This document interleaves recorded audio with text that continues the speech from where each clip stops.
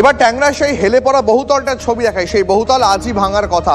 হেলে পড়া সেই বহুতল ভাঙতে যাওয়ার সময় পুরকর্মীদের ঘিরে বিক্ষোভ দেখাতে থাকেন স্থানীয় বাসিন্দারা। তাদের অভিযোগ, এই মাথার ছাদ যদি চলে যায় তাহলে তারা কোথায় যাবেন? আত্মহত্যা করা ছাড়া তাদের কাছে আর কোনো উপায় থাকবে না, এমনটাই বলছেন তারা। ট্যাংরায় যে হেলে পড়া বহুতল, সেই বহুতলের খবর টিভি9 বাংলা প্রথম দেখিয়েছিল আপনাদের। টিভি9 বাংলার খবর দেখার পর টনক নড়ে পুরসভার। ববি হাকিম তিনি আশ্বাস দেন যে এই বেআইনি বহুতলটি ভেঙে ফেলা হবে। আজ সেই বহুতলটি ভাঙার কথা। বহুতলটি ভাঙার জন্য পুরকর্মীরা পৌঁছতেই এলাকায় পুরকর্মীদের ঘিরে বিক্ষোভ দেখাতে শুরু করে দেন স্থানীয় বাসিন্দারা। যারা ওই বহুতলের বাসিন্দা তারাও এই বিক্ষোভে সামিল হয়েছেন। তাদের অভিযোগ, মাথার ওপর থেকে ছাদ যদি সরে যায় তাহলে হয় তাদের শীতকালে গাছের তলায় থাকতে হবে, না হলে আত্মহত্যা করতে হবে।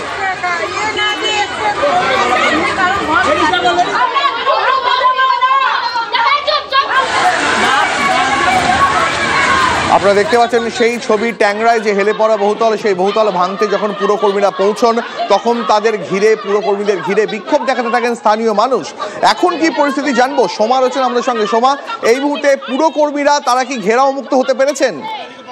না দেখো, পুরকর্মীরা এখনো পর্যন্ত ঘেরামুক্ত হতে পারেননি, কারণ এলাকার বাসিন্দারা যারা রয়েছেন তারা তাদেরকে ঘিরে ধরে রেখেছেন। তাদের একটাই বক্তব্য যে এই যে ইল্লিগাল যে বাড়িটি রয়েছে, যে বাড়িটি ভাঙার জন্য পুরসভার কর্মীরা এসেছেন, কিন্তু পাশেই যে বাড়িটি হেলে রয়েছে সেই বাড়ির বাসিন্দাদের এখনো পর্যন্ত কোনো পুনর্বাসন বা তাদেরকে সরিয়ে নিয়ে যাওয়ার কোনো ব্যবস্থা এখনো পর্যন্ত করা হয়নি। তাই কিন্তু আজকে যখন পুরসভার তরফ থেকে কর্মীরা আসেন তাদেরকে ঘিরে ধরা হয় এবং তারা কিন্তু বিক্ষোভ দেখাচ্ছেন। কেউ এরকম মন্তব্য করেছেন যে পুরসভার দৃষ্টি এড়িয়ে কিভাবে এত বড় একটা বেআইনি বাড়ি তৈরি হলো। যখন বাড়ি তৈরি হচ্ছিল তখন পুরসভার কেন দৃষ্টি ছিল না? এবং যে হেলে পড়া বাড়িটি রয়েছে, অর্থাৎ যেখানে বাসিন্দারা রয়েছেন তারা বিপদের মধ্যেই রয়েছেন।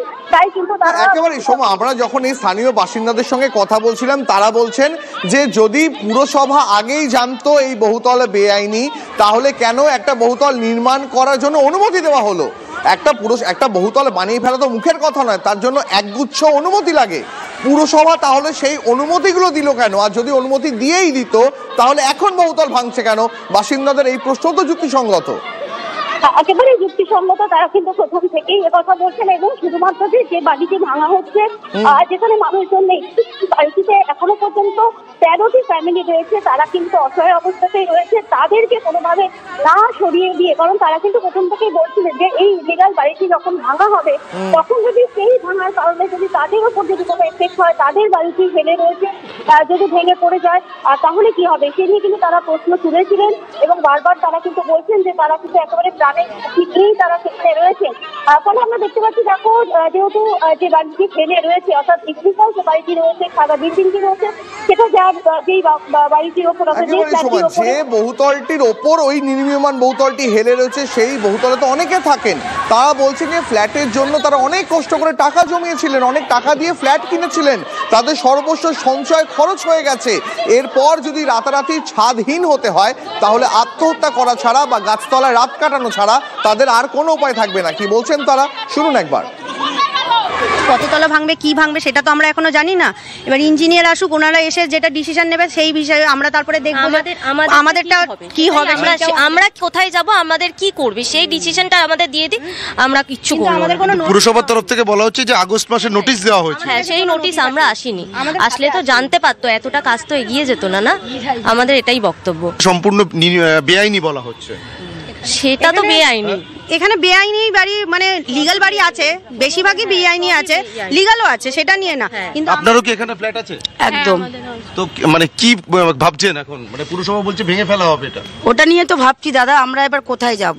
আমাদের তো এবার রাস্তার গাছের তলায় বসা ছাড়া তার উপায় নেই, হয় সুইসাইড করে নিতে হবে। কারণ এতগুলো টাকা আমরা কি করে অ্যারেঞ্জ করেছি, কতটা কষ্ট করেছি। যদি জানতে হয় আমাদের পেছন পেছন থাকুক যে আমরা কি কাজ করে আমরা টাকা জোগাড় করেছি। সেই জায়গায় যদি আজকে বলা হয় এটা ভাঙা হবে, তাহলে কোথায় যাব?